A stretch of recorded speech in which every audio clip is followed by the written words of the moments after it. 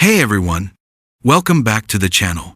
Today, we're revisiting one of the most infamous names in U.S. history, John Hinckley Jr. You may remember him from the assassination attempt on President Reagan back in 1981. The big question now, where is John Hinckley Jr. today? Let's break it all down. John Warnock Hinckley Jr. attempted to assassinate President Ronald Reagan on March 30, 1981. In an effort to impress actress Jodie Foster. He was found not guilty by reason of insanity and committed to psychiatric care at St. Elizabeth's Hospital in Washington, D.C.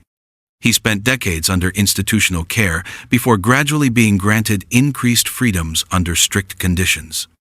In 2016, a federal judge ruled Hinckley could be released from institutional care, provided he follow a series of restrictions, such as living with his family, not contacting certain people, and submitting to monitoring.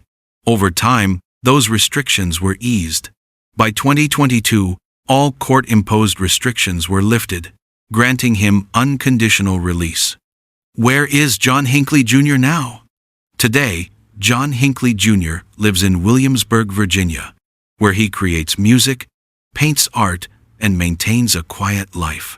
He used to plan to open a music store there, though that idea was later dropped amid public and security concerns. He routinely posts songs and maintains a YouTube channel where he performs original music, though he still can't monetize those works without approval from his treatment team. He also sells artwork, often themed with his cat Theo, and follows a life largely removed from the public frenzy. John Hinckley Jr.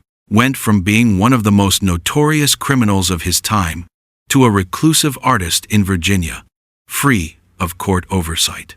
His life today is a mix of quiet creativity, reflection, and limits imposed by his complex past.